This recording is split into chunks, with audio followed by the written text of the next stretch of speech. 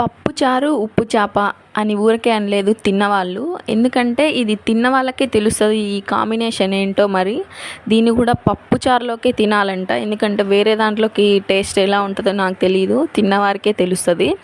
ముందైతే నేను ఈ సైజులో నీట్గా అన్నీ కట్ చేసుకొని ఒక వేడి నీళ్ళల్లో వేసి పక్కన పెట్టుకొని నీట్గా అయితే క్లీన్ చేసుకున్నా.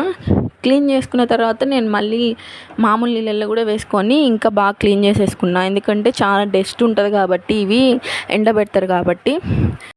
నా చిన్నప్పుడు మా ఇంట్లో ఈ రెసిపీ అంటేనే నాకు చాలా చిరాకు అనమాట. ఎందుకంటే మా అమ్మ వంట రూమ్లో ఇవి చేసేటప్పుడే నాకు ఆ స్మెల్కి తట్టుకోలేక పరిగెత్తేదాన్ని బయటికి, నేను ముక్కుకి చేతులు పెట్టుకొని.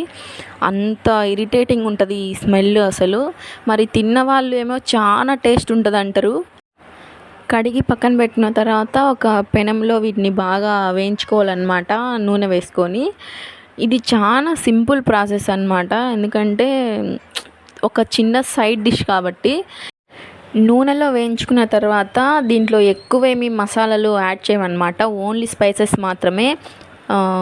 లైట్గా కారము, ఇంకా పసుపు, ధనియాల పొడి, అంతే. ఇంకేం వేయాల్సిన అవసరంలే. ఉప్పు మనకి టేస్ట్కి తగినంత వేసుకుంటే వేసుకోవచ్చు, లేకపోతే లేదు. ఎందుకంటే ఇది ఉప్పు చేప కాబట్టి ఆల్రెడీ ఉప్పు ఉంటుంది దాంట్లో, చూసి వేసుకోవాలన్నమాట. సో చాలా సింపుల్ రెసిపీ అనమాట. మనకి పప్పు చారులోకి వెంటనే చేసుకొని తినడానికి చాలా ఈజీగా ఉంది. మీకు ఎలా ఉందో కామెంట్ చేసి చెప్పండి నాకు. అలాగే వీడియోని లైక్ చేసి, షేర్ చేసి, సబ్స్క్రైబ్ చేసుకోండి. బాయ్.